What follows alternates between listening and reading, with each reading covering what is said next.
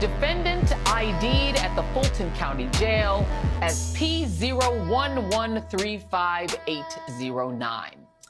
This is the real Donald Trump, not the fictional character millions of people have been led to believe in. This man has never been a billionaire. He never was a brilliant real estate developer. The master businessman seen on The Apprentice for so many years was a fiction, a creation of the show's producers, nothing more. But that fictional character was somehow able to hoist himself into the White House. And like many facades, this one was always going to crumble. Yesterday, those 22 minutes Trump spent going through the booking process in the Fulton County Jail must have been the worst humiliation of his life. And yet, even in that moment, he could not bring himself to let go of that fictional character, the man he wanted to be but never could. His booking record declared that PP1135809A's weight was 6'3", and his height as being 6'3", and his weight being 215 pounds. Not only would that put him nearly 30 pounds lighter than his disclosed weight at the time of his last official White House physical, it would mean he had nearly the exact same physical stats as heavyweight champion Muhammad Ali in his prime. I'm just going to let you decide if you buy that. And happy Saturday, and welcome to The Deal. I'm your host, Ed Clark. It is Saturday, August 26, 2023, and we're so happy you decided to spend some time with us. It's been a whirlwind of a year. I comment all the time about how fast things are going. I think, Val, that's a product of aging, right? Time gets compressed. So, like when you're a baby, you can't wait for things to happen. But when you get to be our age, we were like, hold on, wait a minute. Was that yesterday or 3 weeks ago? So, Val Atkinson, welcome back to The Deal. Yes, sir. Yes, sir. Good to be here. You know, Val, I didn't have any deja vu when I was watching Donald Trump, head towards his arraignment. I had a different feeling. I had a feeling of impending dread, and because we've never been here before. Right, you get deja vu. You think you've been here before, whatever. That feeling when I was watching Trump in the motorcade with the 80 motorcycles and the ambulance and all that other stuff, in the fake Trump one aircraft and all that stuff, was a crumbling party, or maybe a party that's already been torn asunder by this guy. A democracy teetering on the edge. But we're going to talk about that later, because I think we've never been a very good democracy to begin with, even though we've pretended to be one, and so on and so forth. But let me talk to you first about your visceral reaction to what we saw on Thursday night. You know, the first thing that came to my mind as I sat there and really kind of waded through what I was looking at with that debate, because I really didn't want to do it, but I knew I needed the information to be able to talk about it.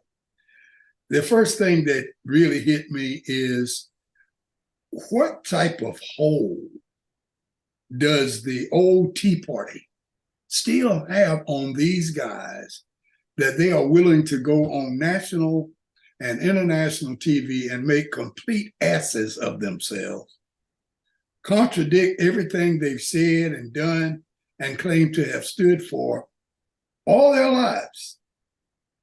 What kind of hold does these guys have over them that would make them commit such acts? It was almost unbelievable. And I saw Tim Scott make himself invisible. He shouldn't even have been there. I know Cory Booker was probably kind of laughing through his teeth when he saw that happen. And he should have been saying, hey, brother Scott, me and you need to get together again and talk about your position with the party on racial issues and things. But it was a fiasco from the start right through the finish.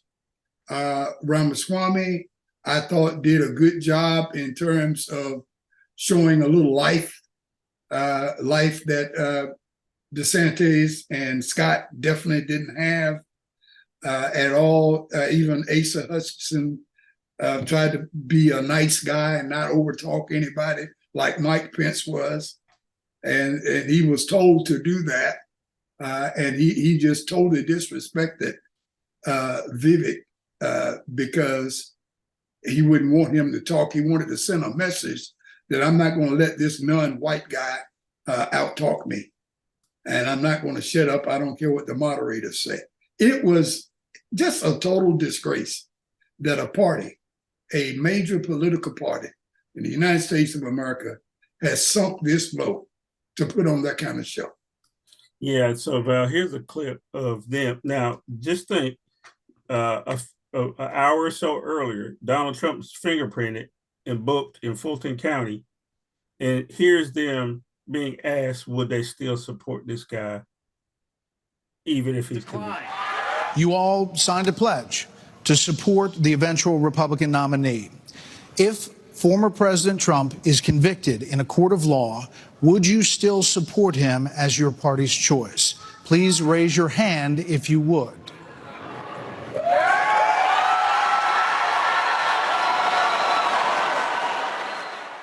So what the hell, Val? People are raising their hands saying, I'm still in if Donald Trump's convicted. Fonnie Willis has a case. Clearly she does. Donald Trump knows it. The Republicans know it. But these people are still willing to raise their hand. And Tim Scott, he's one of the first ones to raise his hand. But DeSantis, whatever the hell his name is, he looks down. He has to check to see who's raised his hand. Then he raises his hand. The only two people who don't are Hutchinson and Christie. I think you've already established that the party's bankrupt morally because they would even consider still supporting Donald Trump. But they did it on TV. It's on tape. These people don't seem to realize what they're doing. So here's the question. So then what are they running for? If you're still willing to raise your hand to support him, and he's just been indicted an hour before you went on stage. What does that mean? Yeah. Well, they are in a different logical universe than what people like you and I are in. Because if they were in the same logical universe, they would have taken a different path a long time ago. So they're not in that universe. And they are in the universe that says, if I don't support Trump, his supporters are going to kill me and I'm out of politics forever. That's the universe they're in. I'm out of politics forever unless I join the Democratic Party, which I loathe, I hate. So I'm out of politics forever. That's the main thing that's pushing them. I've answered my own question that I asked earlier. And they are not pushed by logic or reason. Not at all. It's not on their calendar. It's not on their mess upon, a new word I just learned. It's not there. It is not there. So what they do is make a decision and ask themselves, what do I need to do to keep Trump supporters giving money to me and keep voting for me in the primary? What can I do to stop them from primarying me and sending $5, $10, $15 million to my primary opponent? What can I do to do that? The answer is easy. You just vote for all this stupid, crazy stuff. And that's what they do. And that's what they are going to continue to do for time and time to come. So when they do these things, it makes sense to me why they do it. Because they don't want to get out of politics. And they feel that if they go against Donald Trump and his supporters, they're out of politics. Mm-hmm. It's their business, right? That's how they make money. And they have developed good relationships with their chiefs of staff in their offices, with the interns and all people between the interns and chiefs of staff. All these people, the Congress people have lots of people on their staffs. All of those people got to go and find another job. Okay, so the best thing for me to do is to, if I want to stay in politics and keep my staff in a job, I don't care how much they say I'm stupid or crazy or silly, I got to go along with the Trump supporters. I got to do whatever they say, and all you other logical, smart, brilliant people can tell me 1,000 reasons why I shouldn't be doing this, and you're right, except if I don't want to stay in politics. Yeah, exactly. Because I want to stay in politics, I'm going to keep doing this crazy, silly stuff that you keep asking, why am I doing it? I want to keep doing it. Yeah. I don't want to be homeless. Well, I want to remind you, you were listening to The Deal or watching it, The Deal, or whatever method you get us on the podcast. I'm Ed Clark. That's Val Atkinson. It's Saturday, August 26th. We're trying to catch up on the Republican debate. And Val, I want to switch gears and go directly to that arraignment at the Fulton County Courthouse. We saw the lead in of the show and the motorcade and all that other nonsense to get him over to the jail to be fingerprinted, and now he has a mugshot that you can see right there. Here's the thing that struck me as I watched the motorcade. He drove through the blackety black part of Atlanta to get there. I don't know if other people noticed that. I've been to Atlanta a lot of times. I was like, wait a minute, that's Morehouse. That's Spelman. I was like, wait a minute. That neighborhood, that's nothing but colored folk. And then whenever they did show people on the street, there were not Trump supporters lined up like he wanted them to. He asked people to come to. There was a few outside of the jail, but I mean a very few, right? Nobody created an uprising on his behalf. He was lonely at the airport. There was like 10 people at the airport, and when he gave his pathetic statement, it took 22 minutes, and then he was out. He said that he was 6'3" and weighed 215, which is a lie. He may be 6'3". He ain't 215. I know that much. So, Val, we've crossed another Rubicon here. What Bragg indicts him. Well, there's never been a president indicted before. Now he's got 4. Now he has a state case that he can't pardon himself out of. What's Fonnie Willis's play now that some of these people say, I want a speedy trial? Are they walking into a landmine with Fonnie Willis? She's already called the bluff of Cheesebro. And the judge has granted a date of October 23rd for that trial that he claimed he wanted. He may come back later, which is his right, and say, hey, I changed my mind. I don't want a speedy trial. Let's go with some other date. He has that. But I think he was testing the waters to see if Fonnie Willis was really prepared to go this soon. And he found out that she was, and she said, let's get it on, let's do it. And now he is finding himself in a place that he's the test case for the other 18 cases that are to come after him. And they're going to use him to figure out, the lawyers of those other 18 defendants are going to use Chesbro to figure out what do they need to do, what needs to be their strategy to try to win their particular case. And he's the guinea pig for all of this. So I look to see him change his mind and say, let's go back to another date I didn't know it was this much discovery, this much data having been revealed. I got to give my attorneys time enough to read all of this and prepare an adequate defense. So I withdraw my motion for a speedy trial.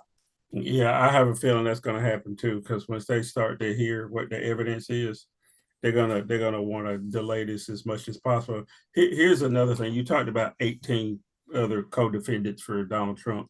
One of those co-defendants is a brother, and I'll use that term loosely, who's still in the lockup. It's Saturday mid-morning when we're recording this. He's still in jail, Val. And let's take a look at this, and then we'll talk about it. Yes, all 19 turned themselves in, but there is one co-defendant named Harrison Floyd who is still in jail, the only one to not make bond. He was before a magistrate judge briefly this afternoon, and the judge indicated that Floyd may get another hearing as early as next week. All this after all the co-defendants finally turned themselves in, making that midday deadline. The last of them, a man accused of trying to intimidate a Fulton County election worker. When Donald Trump and some of his supporters touted election conspiracy theories in late 2020, Fulton County poll worker Ruby Freeman was a name they used a lot. Trevian Cootie and Stephen Cliffgard Lee, who turned themselves into jail today, allegedly visited Freeman at her home in an effort to get her to say she'd rigged the vote count. Freeman never did that. When he went to bed last night, he thought he was going into custody. Lee's attorney, David Shostokis, says Lee had trouble raising money to post bond, but found a donor with ties to Trump. In addition, co-defendant Robert David Cheeley, State Senator Sean Still, Michael Roman, Jeffrey Clark, and former Coffee County election director Misty Hampton turned themselves in and posted bond earlier today. So all those folks out of jail, just the one co-defendant who is still in jail, a man named Harrison Floyd. He will have more issues here at the jail upcoming, but the rest of the drama turns to various courthouses. Live at the... So Uncle Ruckus, the Blacks for Trump dude, who decided that he was going to try to strong arm Ruby Freeman and make her say that she did something that she didn't do, also attacked an FBI agent who tried to deliver a subpoena in the Jack Smith case. So he thinks he's going to show up, Val, in Fulton County and be like everybody else and pay a little bail bondsman and then walk out. But oh no, the one person still in jail is the Negro. Can you talk about the irony of that? And then just the fact that there are some folks, Tim Scott, among them, who support Donald Trump. I get it. I mean, the whole Uncle Ruckus character and the character Samuel Jackson played in Django, and we've had those archetypes all along from the time Black folks arrived in America. There's been some that'll be like, well, I can't, go against Massa. But is that not ironic, Val, that the one person still in jail is the colored guy? I'll tell you what, it beats all irony that I've ever seen.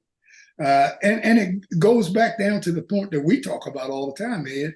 Know the rules of the game that you're playing in, whether it's sports or politics or anything else. And obviously he didn't know the rules, or he didn't choose to listen to the advice of his attorneys. Something went wrong. He didn't understand the whole bail bonds issue there about if you got a $200,000, bond on you or something, you got to come up with 10% cash money, and then the bail bondsman is responsible for all the rest if you abscond or whatever. He didn't understand or didn't know that. And he thought it was a kind of thing where you just come in and sign a piece of paper and promise that you will come back and that kind of thing, because he saw all of these white folks before him just walking in, signing papers and walking out. He didn't have any idea what it was all about. And now somebody says, where's your check? Where's your money? And he goes, what money? Sell D Put him in cell D until he finds out. And Val, he didn't even show up with a lawyer. See, Didn't show up with a lawyer. Saying. Didn't show up with a lawyer. Didn't show up with no money. Didn't even consider that he already had an outstanding charge on a federal charge, how that would impact. And so the judge says, well, I don't trust that you won't be a flight risk or that you won't commit other crimes. So therefore, you stay. Anyway, I hear some music. That means we need to take a break. On the way back in, you're going to see some stuff from the 60th anniversary of the March on Washington for free jobs and freedom, and that's what we're going to talk about when we get back. We want to change the subject a little bit, so stay right there. We'll be right back after this message. It was the worst pandemic in 100 years, the worst economic crisis since the Great Depression. But America fought back. Today, unemployment is at record lows. Our economy leading the world. Joe Biden passed historic laws to rebuild the country, but he knows it's the American people who are the heroes of this story. America is back. We've shown each other in the world that there's no quit in America. There's simply no quit in America. In small towns and big cities, we're coming back stronger than ever. Manufacturing jobs are coming home. High-speed computer chips are getting made right here. America is leading the world in clean energy. There are some who say America is failing. Not Joe Biden. He believes our best days are ahead because he believes in the American people. Those who bet against America are learning how wrong they are. It's never, ever been a good bet to bet against America. Never. I'm Joe Biden, and I approve this message. I think it's important that people understand when they went to Washington, they didn't just go to march and demonstrate and give speeches. They had an agenda. They had a legislative agenda. There were 10 things that they were demanding. I think a large portion of them had to do with putting provisions in place legally to protect people against discrimination. The Reverend Dr. Bernice A. King, in her first sit-down interview on the anniversary, carries the torch of her parents' legacy as CEO of the King Center.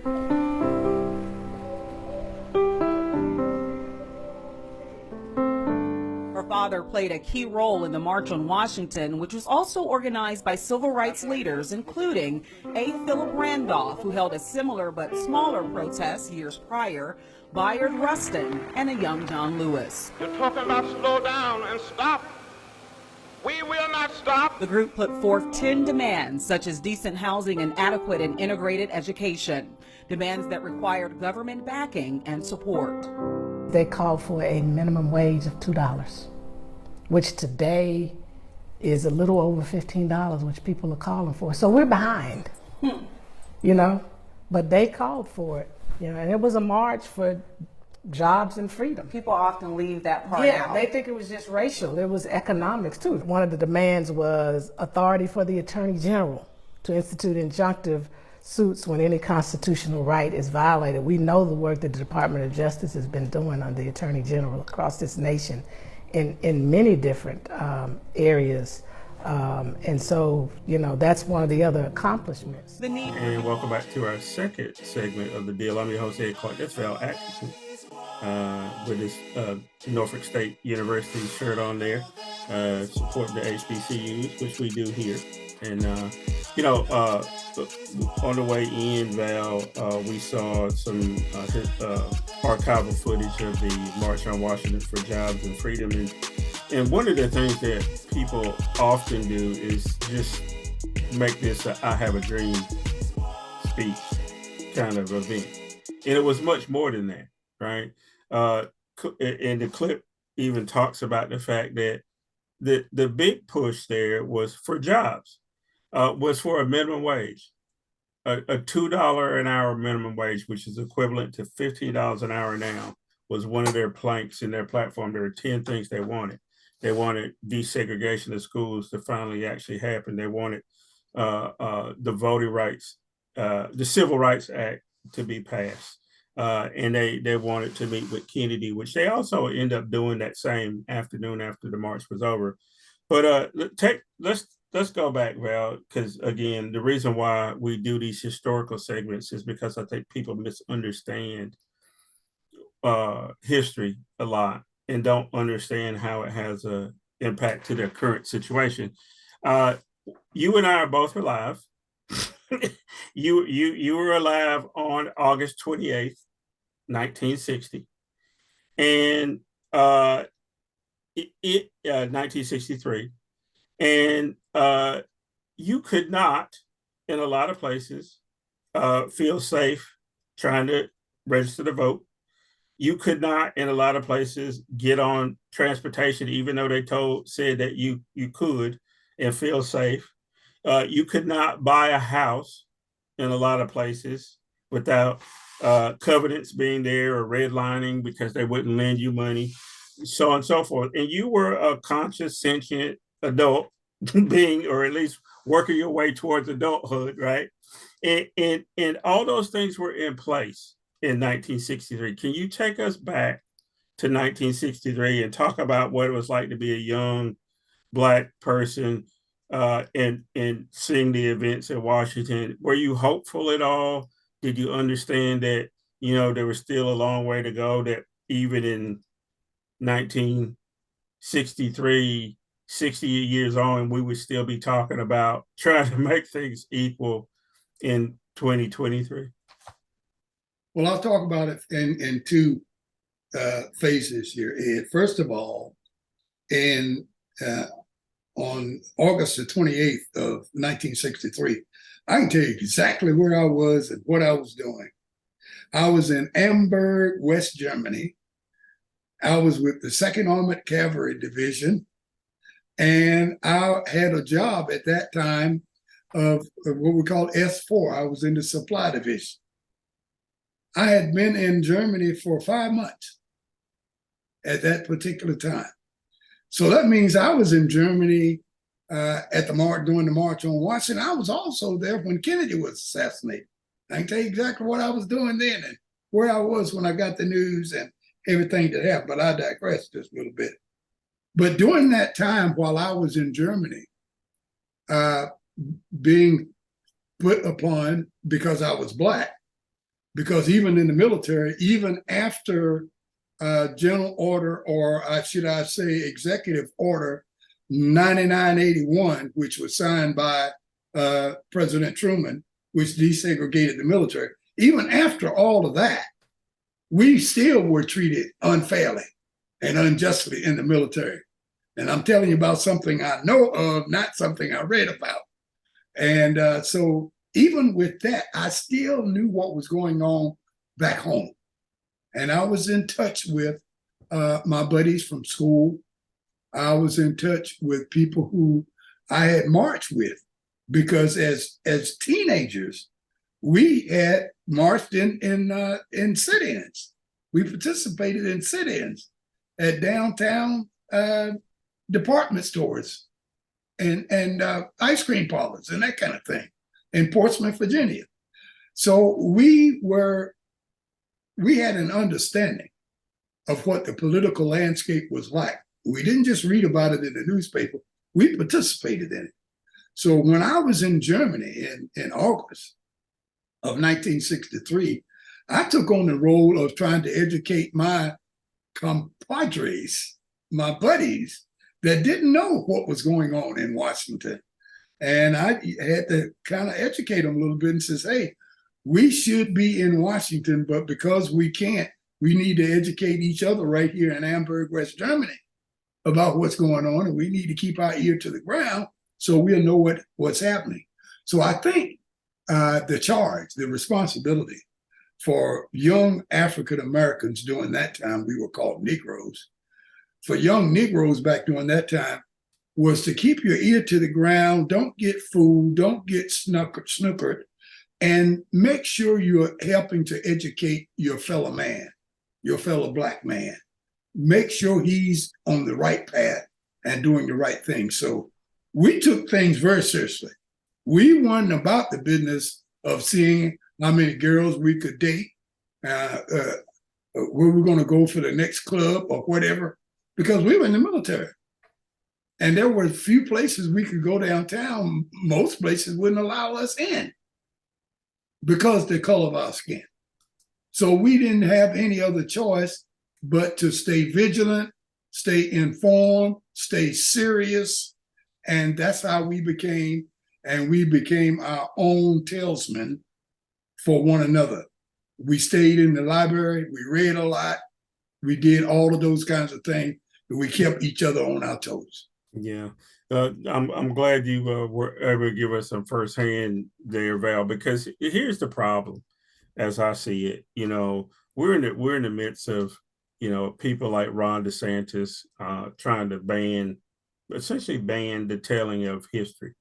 And if people aren't around to tell it, the honest to God truth is Black folks have lower life expectancies.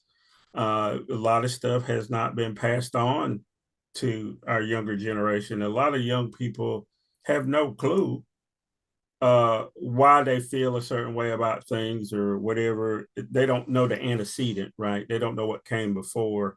And that's why we try to talk about those things. But we're in the midst of trying to fight all that off. Here's something that's a knock-on effect of them trying to hide history or whatever, Val. I mentioned a little bit in the first segment about sort of the irony of, you know, Trump having to drive through Black neighborhoods and pass statues of Martin Luther King and be indicted by two Black DAs, one in New York and one in Georgia. I have been having this other feeling that Black folks have been responsible for saving democracy since the country started. The first Negro to get killed in the Revolution was not only just the first Negro, he was the first American, Crispus Attucks. And without that seminal event, you don't have the launching of the Revolution and so on and so forth, the first battle there. You talked about being in the military. How many times has it been the Tuskegee Airmen or the soldiers that fought at San Juan Hill or whatever, or when they allowed Black folks to join the Army during the Civil War that towards the end, and that sort of tipped the balance. The Buffalo Soldiers, it tipped the balance in a lot of places where it was close fights, but the Black soldiers fought gallantly. You can go to Korea, Vietnam, and not only that, like I said, a lot of times just Black folks fighting for civil rights not only helped Black folks, but white women really benefited probably the most of anybody from affirmative action and things like that. So the irony is not lost on me, Val, that Black folks have saved democracy in America. They've defined democracy in America. They've made it so that we even can say that we're a democracy, which brings me to another thing. This is Governor Roy Cooper from North Carolina. We're from North Carolina, so folks that aren't from North Carolina may not know, but they're still tinkering with the voting system here in North Carolina. Let's look at it and we'll talk about it, man. Right now, legislative Republicans in North Carolina are pushing an all-out assault on the right to vote, using the advice of Trump's hand-picked election denier, Cleta Mitchell, who was on the call trying to help him overturn the election in Georgia. This attack has nothing to do with election security and everything to do with keeping and gaining power. If you're a young person, Republicans really don't want you to vote. If you're a college student away from home, Republicans really don't want you to vote. If you're Black or brown, Republicans really don't want you to vote. They've done their research, and they know when and how you vote, and they know you aren't as likely to vote for them. They know that you can change the outcome of elections. So they're making it harder for you to vote, hoping that you won't bother. Unfortunately, these schemes aren't new in North Carolina, and we've stopped many of them before. Only this time, Republicans are armed with a one-vote legislative supermajority and a court system stacked with partisan judges who've already turned the justice system upside down with two unprecedented election cases decided for Republicans. Here's just... So Roy Cooper is in a very tenuous position. the Republicans have been able to gerrymander their way into a majority, and then one fake Democrat switched parties in the midstream and gave them a supermajority in the House. They got a majority in the Senate, and there's this bill that would put some voting restrictions on.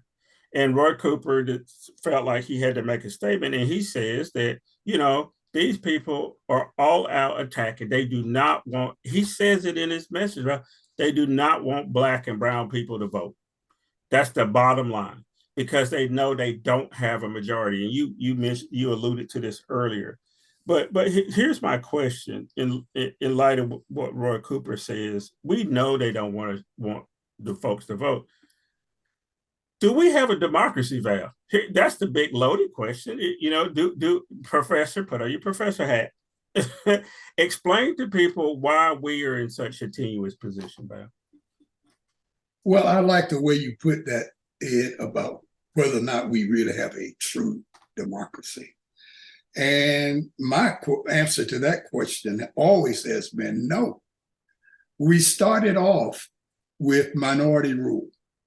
We started by saying that white males who happen to be property owners were the ones who should vote. And then we just went from there to white males, and then from there to African-American males, and then finally women, and then we came down to 18-year-olds. If you can see a pattern here, that there's always been a caveat somewhere saying who can cast this vote. This thing called democracy, if you go back to the beginning of the term democracy, and a lot of folks give the Greeks credit for having invented democracy. Democracy was around in places like Africa and places like that, and what the Europeans call the New World, which the Incas and the Mayas wouldn't call it that. Okay, but democracy was around in a lot of different places before we have a lot of history about the Greeks. But be that as it may, the United States of America has never wanted real, pure, true democracy, because that would mean some people would be in charge that they didn't think would have their best interests at heart. Fast forward to where we are right now. As you said, Roy Cooper made a statement alluding to the fact that they don't want everybody to vote. And put that on a national level, Ed, if everybody voted, and you put a coalition together between Black people, brown people, red, yellow people, liberal white people, the conservative whites wouldn't stand a chance. They would be the abject minority. They wouldn't stand a chance. So their job now is to figure out, how can we win with this small amount of people, the minority? How can we win and call that the majority and still label it a democracy? They started off with something called Citizens United, where they allow rich people to put money in that you can't trace and buy their own representatives and those kinds of things. Then they went to something called Shelby versus Holden. Shelby versus Holden. They went with that, which allowed them to suppress the vote by disallowing people to vote, by putting in things into the system that will muck up and change locations of precincts and all of that. The key was, though, and is right now, something called gerrymandering, which was started by Governor Jerry up in Massachusetts and all this other kind of stuff. This is where they draw the lines in such a way to give the minority rule over the majority. And when we have time one of these days on one of these sessions, we'll show you how that's done. But the other thing, even before that, you get back to the 12th Amendment and you talk about the Electoral College. That is set up in such a way that it is the minority that's always going to win. Republicans have not won the popular vote for the presidency in 2 decades, but they've had several people who sat in the White House. George Bush twice, Donald Trump once. Both of these, all three of these times were during time they lost a popular vote. But the Electoral College allows them to do that. And if it ever gets thrown into what we call a contentious election, then instead of California having 55 or 53 or however many Electoral College votes, they'll have the same amount that Montana's got, one. The same amount that Wyoming's got, one. That would allow the minority to come up and rule. And they've been enjoying this thing since pre-Civil War time, since the 1850s. And I'll tell you when it started. It started in Article 1, Section 2, Clause 3 of your Constitution there, that basically says that slaves can be counted as 3/4 of 3/5 of a person when you're talking about reapportionment. That means they can count the slaves to determine what the representation is going to be for a particular state. Okay? That's what it was about. So the South had more representatives in Congress than they should have had because they were counting slaves. Okay? Too many Black people today think that that meant that we were diminished in our stature by saying that we're only 3/5 of a person. No, it wasn't about that. They didn't even think of you. They were talking about how much representation they can have in Congress. Okay? So they had more representation than they're supposed to have. Now, let's go back to the 14th Amendment. 14th Amendment said if you were born here now, you're a citizen. Okay? So now you got to go back and change Article 1, Section 2, Clause 3, and instead of having 3/5 of a vote, you got a full vote now. So now the South is flush with representation because these people have changed over from 3/5 of a person to a full person. And they haven't let that whole go yet, because what they did initially was they took the whole person, but they wouldn't allow that whole person to vote. Yeah. You know, Val, that's a good place for us to take a break. Let's take a break. When we come back, I want to finish up on that. On the way out, you're going to see some more clips from the March on Washington in 1963. We'll come back. We're going to finish talking about voting. And I got a question about voters. I'm going to show you some voters in Iowa, in Nevada, Iowa, a place that I've been to plenty of times, and some of the crazy shit they were saying. So stay right there. We'll be right back after this message.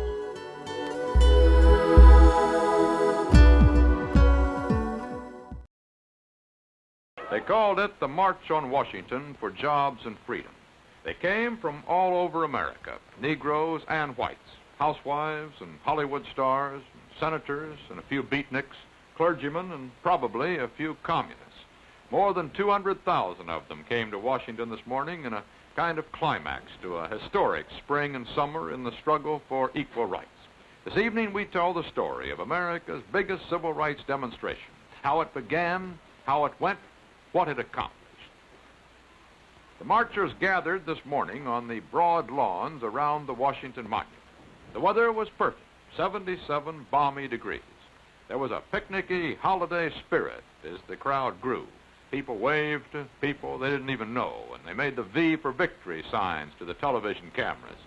The crowd grew slowly, still under 100,000 at this point, but on the outlying streets, the buses were moving in bumper to bumper. And welcome back to our third and final segment of the deal. I'm your host, Ed Clark. That's Val Atkinson. When we left, we were having a lively discussion about history. And again, we always infuse history in this program because one of the things I think that doesn't happen, Val, is people don't have the context.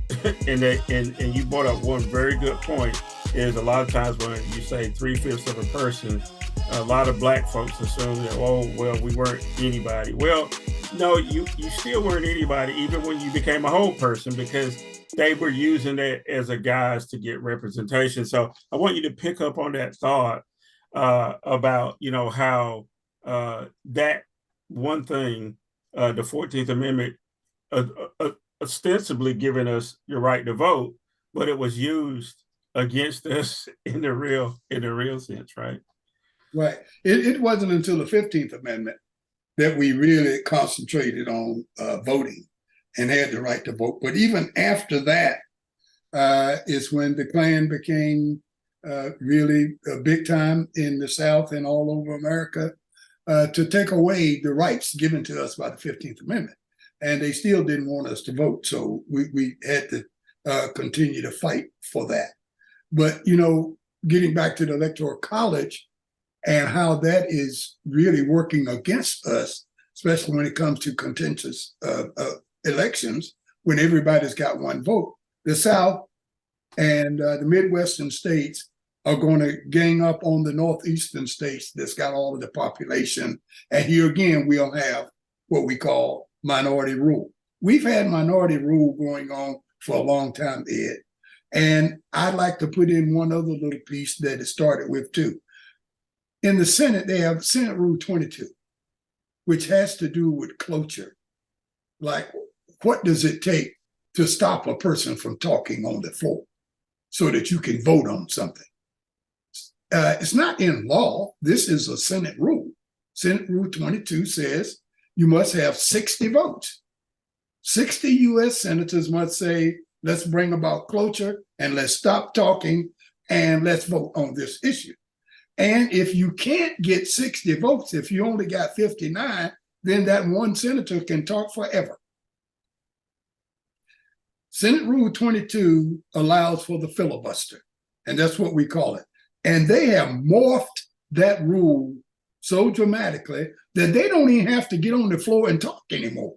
All they've got to do is talk to the leader of the Senate, talk to the president of the Senate or whomever, and say, hey, I plan to filibuster this. They say, oh my God, we can't get 60 votes, so the bill is dead.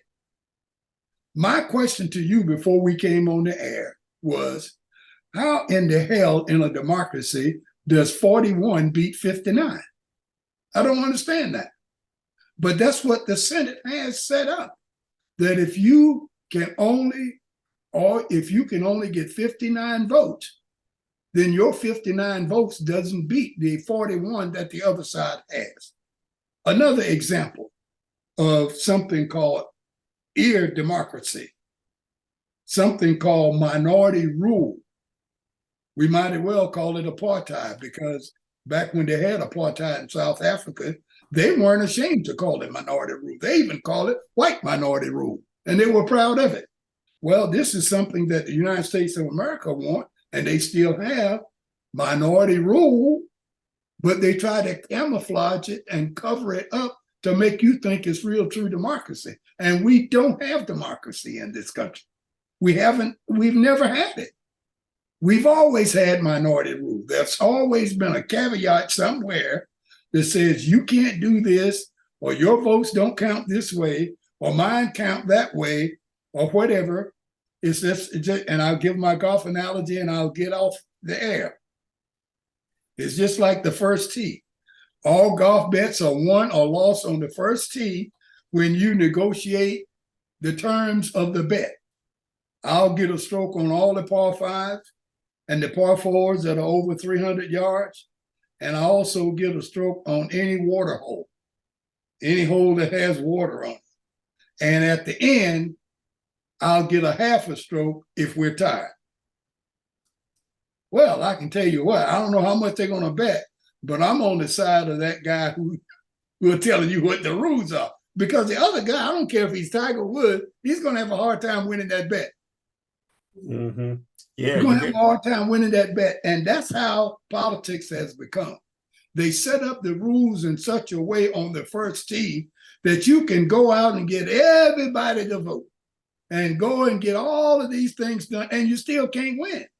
Here in North Carolina, I did a survey that said, what is the number that white folks need to get to nullify the black vote? And at that time, it was 68%. And basically, it came out to say that if 68% of white folk voted for candidate A, then candidate B could get the other 32% of white folks All of the non-white vote, black, brown, yellow, white, whatever, all of the non-white vote, and he can't win. Can't win. That has nullified your vote if whites could get to 68%. That was about a decade or so ago. I don't know what those numbers are now because demographics have changed considerably. But that's the way politics is when it comes to democracy, Ed. We don't have a true democracy, and that's what the Trumpites, the MAGA folks, the old Tea Party, and everybody else is fighting for, to keep things in a way so that we cannot have democracy. So now we can see that that's what these MAGA folks and everybody else is fighting against. If we had true democracy, they lose. So they do everything they can to keep fighting against true democracy. They don't want it. So if we ask ourselves the question, why don't they do this? Or can't they see that? That's what they're fighting against. They don't want democracy. Yeah. They lose. They would be giving away the keys. Well, speaking of that, Val, in lovely Nevada, Iowa, they don't say Nevada, they say Nevada. Nevada, Iowa is almost smack dab in the middle of the state. It's halfway between Cedar Rapids and Des Moines, almost.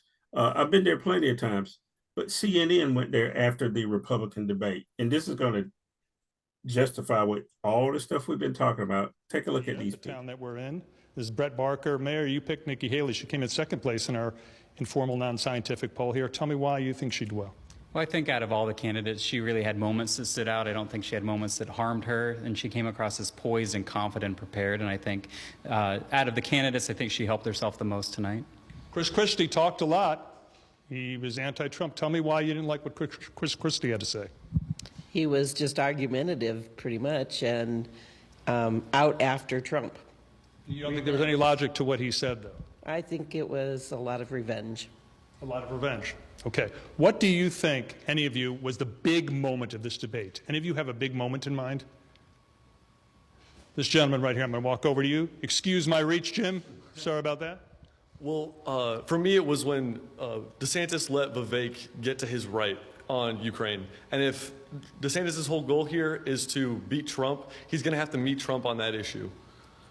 And so ultimately, if DeSantis is willing to do that, then I see Vivek as the clear winner there. So does anyone here, as I was saying, 14 of you were undecided when this started. Are any of you, after one debate, closer to saying, I know who I'm going to vote for? Raise your hand if you're a little bit closer. This gentleman right here, tell me who you're closer to voting for or supporting in the Iowa caucuses. There's a few, probably Nikki Haley and Donald Trump. And then. So, Val, here's the mayor of Nevada, and he's the leader of the young Republicans in Nevada. And he says, well, you know, I don't have anybody else to vote for but Donald Trump. There were 7 other people on the stage. He's still, again, all the way at the beginning of the show, we showed the motorcade. We showed him going into the Fulton County Courthouse. And you still got these people in Nevada, Iowa, who would still have Donald Trump as president. But to your point, they want to muck up the system so much that we get to a point where we have one of these situations where every state has a vote. Well, how is Iowa going to vote? Iowa's going to vote to put a clown in there. And they're going to be able to take all the 50 million people in California and wipe them out with the 2-3 million people that live in Iowa, which we talk about it all the time, Val, about having civics training or whatever, and people understanding how politics and government work. We just don't. We don't have any of that. We don't teach any of that. I have talked to people this week who didn't even realize that Donald Trump was indicted again. They at least they looked me in the eye and were earnest that they were like, really? I thought he had already been indicted. I said, no, this is a whole different one. They're like, well, you know what I would be interested in is how many of those people that honestly said they didn't know that, how many of them will be willing to change their mind and go against Donald Trump? Yeah. And that's what I'm trying to tell a lot of people who bring that sort of thing up. They don't care. I mean, you could tell them that, hey, Donald Trump just killed a 3-year-old, ran across him with his car and backed up over it. Well, it must have been extenuating circumstances. Something else may have gone. You're not going to talk these people into committing that they were wrong, committing to justice, fairness, and the last thing you're going to be able to do is talk them into a democracy, because that's where they lose. You're not going to talk them into adhering to the tenets and principles of democracy. And that's where I think some of us spend too much of our time trying to convince these people that if you look at it the right way, you are taking a bad decision here. You must not know this, or I'm sure you wouldn't be over here or over there. And they're saying, yes, I would. Like the people you talk about, Ed, on stage. They're saying, yes, I would, because I don't want to be without a job. Right. I don't want to become a Democrat. I don't want to be in the unemployment line. So I know how stupid I am or how stupid I sound, but I ain't changing, okay? You're not going to change, yeah. Give me more information. I'll tell you the same thing. I still ain't going to change. Yeah, I know that. Oh, yeah, I knew that. I knew more than that, and I still ain't going to change. What's your next point? You still trying to make me change my mind, aren't you? Well, Val, so you see, you keep making a case for me to get my island and my chickens and goats and just leave and just be done with all of this here, because those folks that sat on that stage in Nevada and said that they would still vote for Trump. Yeah. It should, you know, I'm not going to change their mind. Nope. No, again, literally, Trump was being carted off to jail because he has an inmate number now in Fulton County. PO1135809. I committed that to memory. See, there you go. I committed it to memory. And I keep telling Val that I hope he gets convicted on federal charges and sent to Butner, so I can go put money on his books, because Butner's only about 30 minutes away from here. Right. But on a serious note, we have a lot of thinking to do about how we educate people as to what's really going on. Interest rates hit a 21-year high, and they hit a 21-year high not because of anything real. It's because bond yields aren't where the rich people want it to be, and they have a lot of housing stock tied up in bonds, so they jack up the interest rates for themselves to make money. Now, what they will tell you is that interest rates are high because of Joe Biden, which is nowhere near the case. They'll tell you that the debt and deficit are high because of Biden, which is not true. The debt and deficit are high because of Donald Trump and the tax cuts he gave his buddies. But you can't go to people and give them the facts like that. Val's fond of saying that, because they won't respond. They'll be like, no, that's not what I heard. Right. No, Sean Hannity said something different. Marjorie Taylor Greene said something different, or whatever. So, folks, all I'm saying is, do what you can. If you know better, do better. Don't just sit on your hands. When you can go vote. When you can maybe get to the people that are around you, because you're not going to get to those folks in Nevada, Iowa, and change your mind. Make sure the people around you are participating. Hey, Val, before we run out of time, there's one thing I do want to show. I didn't talk to you about this before. World Track and Field Championships are going on. And you see right there, that's Sha'Carri Richardson crossing the finish line. She won the 100-meter dash. Congratulations to her. Americans have been doing really good, but colored Americans especially have been doing really well. But guess what? Colored Germans, colored Swiss, colored people, Dutch people, and colored people from France, and colored people from Italy. And so, Val, I didn't ask you about this beforehand, but colonization kind of screwed things up for white athletes in all these countries. All the top athletes from the UK and Netherlands and Italy or whatever are black folks. Is that not ironic? Does anybody find that kind of ironic other than me? Australia, I mean, all of them, it's the black folks from those countries that are doing really well. You got any thoughts about that?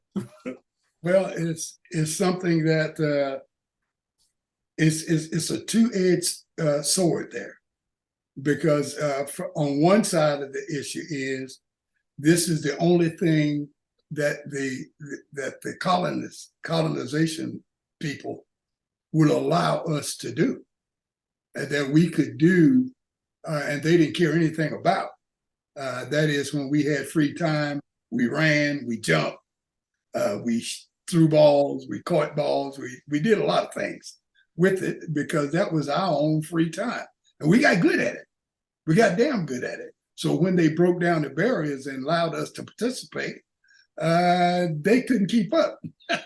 We were so good. We were way, way out front. And then when the walls came down for segregation and discrimination and that kind of thing, it was too late then. We had such a big advantage that they couldn't keep up. So now you take a look at just the best, just based on records. And sports is one thing that you can't cheat out in the open on. You can't put your nephew up in the VP slot and tell somebody to take care of him, right? So that's an area that we really expanded our wares in, and it's coming to light now. One thing, I know you're a track guy, and I want you to keep this thing in mind. I'm giving you an assignment.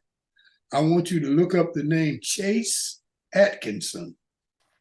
Chase Atkinson, and that's his real name, Chase. He is a 110-meter hurdler. And tell us who that is when you come back on the show. All right, I got you. I will look that up. Chances are he's related to you. I'm pretty sure. But I will look that up. We'll talk about Chase Atkinson the next time we come on. Say, Val, also, before we go, anything you need to tell us, anything you're thinking about or what's on your mind other than track and field and Donald Trump being indicted? No, that's about it. Just watching down the road and keeping 2 feet in front of me. All right. Well, and folks, I know you don't care about this, but World Rugby World Cup championships is coming up this week too. Colored folks are going to be doing a lot there too, for France and for England and for South Africa. United States unfortunately got bumped out by Portugal, of all people, this time, and won't be participating. But those are my 2 sports, rugby and track and field. Anyway, long story short, it's going to be hot again. I went for my walk this morning, Val. I thought I had left early enough. When I got back, I was completely drenched. It's going to be near 100 degrees here in Raleigh, so it's going to be 100 degrees in a lot of other places too. So please be careful, stay hydrated, blah, blah, blah. Think about the people in Hawaii, in California, in Mississippi, Eastern North Carolina that have recently had storm damage. If you can volunteer, donate, whatever, make sure you help folks out. We're desperately in need. I was supposed to be in Maui next month, Val. I guess that's not going to happen. I've been to 48 of the 50 states, and Hawaii was going to be my next one. And unfortunately, I'm going to have to end up going somewhere else. I guess I'll go to Alaska instead of Hawaii. But anyway, long story short, go out and do something good for somebody today. And I really do mean that. And we'll see you next time. Thanks for watching and listening. Bye.